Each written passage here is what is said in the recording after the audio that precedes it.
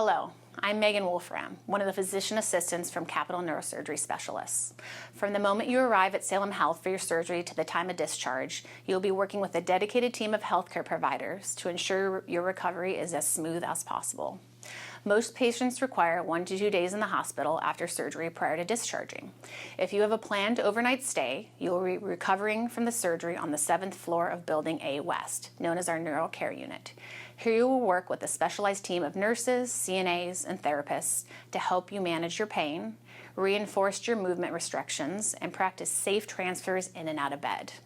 We communicate with each other to optimize your pain control, make sure you are moving comfortably and confidently to ensure a safe discharge home with the support of your family or friends.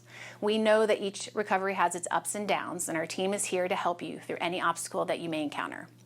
Please make sure not to only communicate with staff, but also with your surgeon as we round on you daily to ensure that you are making the progress you need to get home safely. We look forward to caring for you and your loved ones during this phase. Hi there, Mike again, Salem Health Spine Center Navigator. In this video, we're going to talk a little bit more about your postoperative recovery, particularly in the hospital stay. So again, day of surgery, we want you to arrive 2 hours before that surgical start time. So if you're 7:30 in the morning, sorry, you got to start the check-in process here at 5:30. While you're in the surgical waiting room and prep area, your coach can stay with you up until the time that you go to the OR, which is really nice to have that support and that person there to kind of be there to guide you and support you along the process. Several things will happen when you prep for surgery. A nurse is going to come out and bring you back. We're going to take your height and weight. We're going to go through the nose to toes protocol, so the different body wipes for different body regions. There's a little special nasal cleanser and a special oral cleanser that you'll go through. We'll change into a clean gown after that, and then your nurse will start your IV and give you that first dose of the IV antibiotic. Shortly thereafter, your anesthesiologist will come and introduce themselves to you, and they'll talk to you about an anesthesia plan. And then, depending upon the timing of your surgery, your surgeon will come and have a visit with you and check in with you ahead of surgery to make sure everything's in the right place. Again, making sure that when you do arrive to the hospital, that you are using one of the two main entrances that people can enter and exit through. So whether you use the Oak Street turnaround and our main hospital entrance, or there is just adjacent to the visitor parking garage, the emergency room entrance, in which everybody has to go through the security screening process before entering our walls. When the patient goes to the OR, coaches, we have a little bit of time to sit and wait.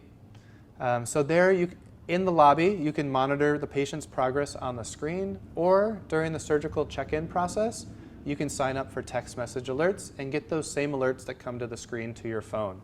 So if you want to go for a walk, if it's a nice day, you want to grab a bite to eat in one of our little dining areas, please feel free to do so. We do ask that coaches are present after surgery for the surgeon to be able to fill them in on how things went. Ideally, in person is wonderful, but if we understand that you might not be able to be here all the time, and as long as we have a name and a contact number, the surgeon will reach directly out to that person and provide them an update of how your surgery went. Once we get through the OR, we're going to start in recovery, and we're going to be in the recovery room where we're going to have a lot of different bells and whistles attached to us. We'll have that IV in place, we'll have oxygen tubing in our nose, we'll be hooked up to bed and safety alarms. And then we may also have that Foley catheter in place, and then some of us, depending upon our surgery, may have the JP drains stitched into our surgery site. If you are a same-day surgery, your coach will be brought back to you once you're medically stable. Here, in this stage, the nurse will make sure you're safe for discharge. We'll make sure you have adequate pain control. We have no nausea and vomiting. You're able to drink fluids, maybe have a light snack, and then you're able to empty your bladder or go to the restroom. Then your nurse will review the basic discharge instructions with you, which you'll get to go home with, and then we'll bring you to your car. For our planned overnight stays, once you're medically stable and a bed's available, you'll be brought up to the 7th floor of Building A, the Neuro Care Unit. There, we monitor you very closely and very frequently. So we look at heart rate, blood pressure, strength, sensation, motion, peripheral pulses, to make sure that you are progressing well. So I'm sorry your first night of sleep isn't going to be your best night of sleep here, but that's just for your safety. We'll start working on pain control strategies with you. We'll get you up standing, making sure your blood pressure is stable, so that way if you do want to walk to the restroom or you want to go for a walk in your room or get to the recliner, you can do so safely. Then we'll get you to the restroom. We'll make sure you're emptying your bladder. The first few times you do that, we do a little bladder scan just to make sure that things are emptying okay and there's not a lot of retention. After your first night of relatively interrupted sleep, physical therapy and occupational therapy will prioritize you guys and work with you in the morning hours. So coaches, if you can be present after surgery, it's lovely, especially that first day, to learn from the rehab staff how well the patient's moving, and then they can provide resources and guidance as how you can help the patient as they transition home. Physical therapy does more of the bigger, broader movements, so walking, getting in and out of bed, up and down from chairs, practicing stairs if you have those at home. Occupational therapy does much more of the self-care, so how to get dressed, how to clean yourself after going to the restroom, how to take a shower, while minimizing breaking any of those movement precautions that we have in place. We'll continue to work on multimodal pain control strategies from medication, ice, positional changes, walking, distraction, breathing strategies, aromatherapies. More to come on that in a later section. We'll start to identify any sort of equipment needs for you, whether it's a walker, a shower chair, a grabber, a dressing stick, anything like that. We'll let you know what you may need as you transition home. We continue to monitor to make sure that vitals and neuro assessments are stable. We'd ideally like you eating and drinking in the chair. We want you to be spending a little bit of time in the chair, a little bit of time in bed, a little walk, a little time in the chair, a little bit of time back in bed.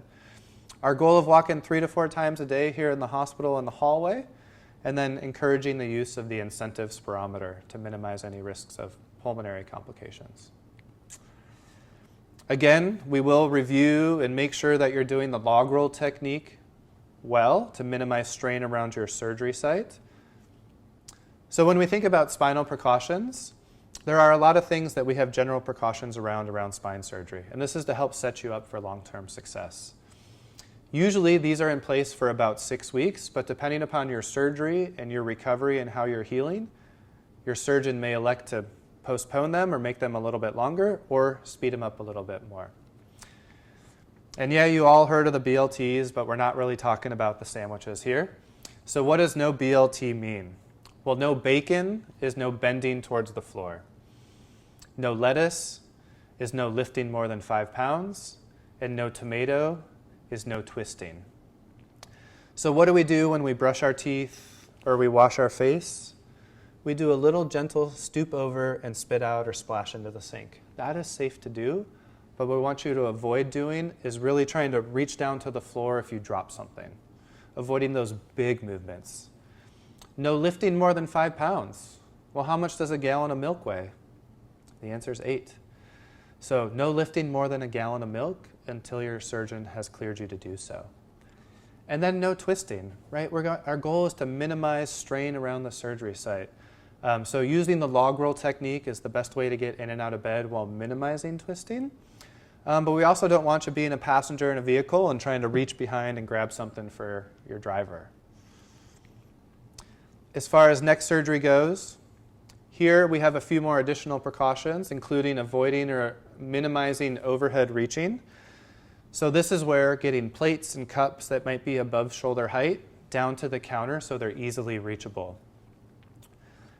We want you to avoid fast movements, so no headbanging, rock concerts, things like that in the immediate recovery phase.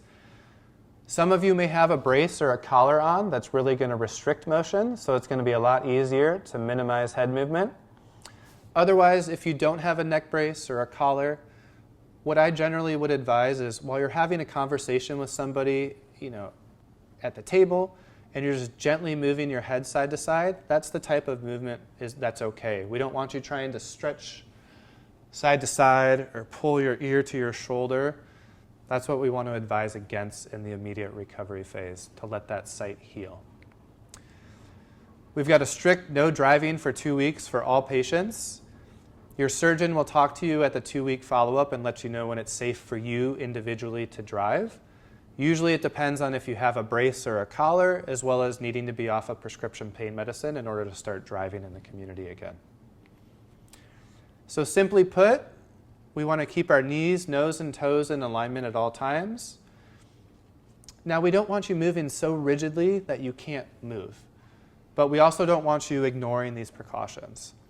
So what I want you to think about in your recovery is to move mindfully. Your body's going to talk to you as you start to do something, and it's going to warn you with pain to say, hey, maybe you shouldn't do that, okay? Or maybe back off a little bit. So move mindfully. Be aware of these precautions. You know, like we said, our goal for a lot of our procedures is to hopefully get home in about 2.5 to 3 days.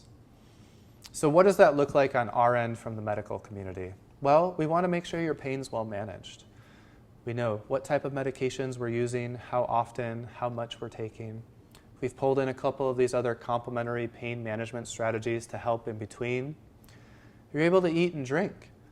We'll let you know your specific incision care instructions, but generally speaking, if you have Dermabond or the special super glue, you can shower 2 days after surgery. If you have sutures and staples and they're open, usually we say wait 5 days after surgery. Some people may have special dressings on their incision that allows them to shower a little bit sooner, but your surgeon will let you know what's safe for you. We want to make sure that we're emptying our bladder, we're peeing okay.